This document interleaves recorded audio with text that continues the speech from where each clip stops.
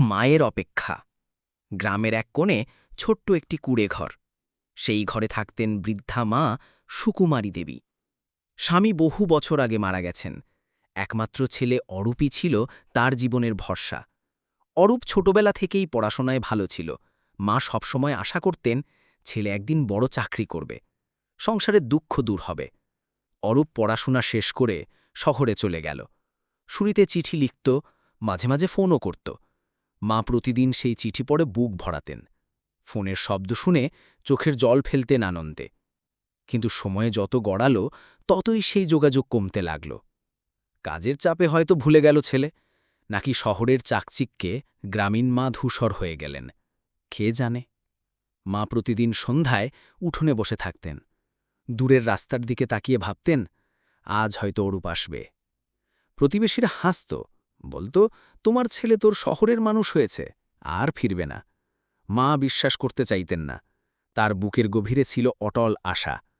শীতের এক সকালে তিনি গ্রামের ডাকঘরে গিয়ে জিজ্ঞেস করলেন, আমার ছেলের কোনো চিঠি এসেছে? ডাকবাবু মাথা নাড়লেন। অরূপের ফোনও আসা বন্ধ হয়ে গিয়েছিল। তবুও মা প্রতিদিন রান্না করতেন দুজনের জন্য।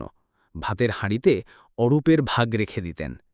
দিনগুলো একে একে কেটে যাচ্ছিল।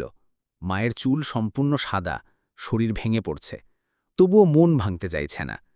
গ্রামের মেলায়, পুজোতে সবাই খুশি, আর তিনি শুধু দূরে দাঁড়িয়ে মানুষের আনন্দ দেখতেন। চোখে তখন এক অদ্ভুত শূন্যতা। একদিন খবর এলো, শহরে ভয়ঙ্কর দুর্ঘটনা হয়েছে, অনেক মানুষ মারা গেছে। মা ভয়ে কেঁপে উঠলেন। ছেলেকে খুঁজতে বারবার পরিচিতজনদের জিজ্ঞেস করলেন, কিন্তু অরূপের কোনো নাম পাওয়া গেল না। কিছুদিন পরে খবর এলো, অরূপ নাকি বিদেশে চলে গেছে চাকরির জন্য। কারো কাছে নিশ্চিত প্রমাণ নেই। সেই দিন থেকে মায়ের অপেক্ষা আরও দীর্ঘ হল। বয়সের ভারে শরীর অচল হয়ে গেলেও প্রতিদিন বিকেলে তিনি উঠোনে বসে থাকতেন। দূরের পথের দিকে তাকিয়ে ফিসফিস করে বলতেন, অরূপ, তুই ফিরবি তো? কিন্তু অরূপ আর ফেরেনি। কেউ জানত না সে কোথায় আছে, কেমন আছে। শুধু সেই বৃদ্ধা মা একদিন ঘুমের মধ্যে চোখ বুজে চিরদিনের জন্য শান্তি পেলেন।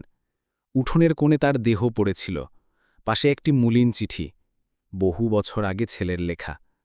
গ্রামের মানুষ কাঁদল, বলল, এই মা সারা জীবন শুধু অপেক্ষা করল। মায়ের শেষ নিঃশ্বাস পর্যন্ত যে একমাত্র শব্দ উচ্চারিত হয়েছিল তা ছিল ছেলের নাম, অরূপ, অরূপ, অরূপ।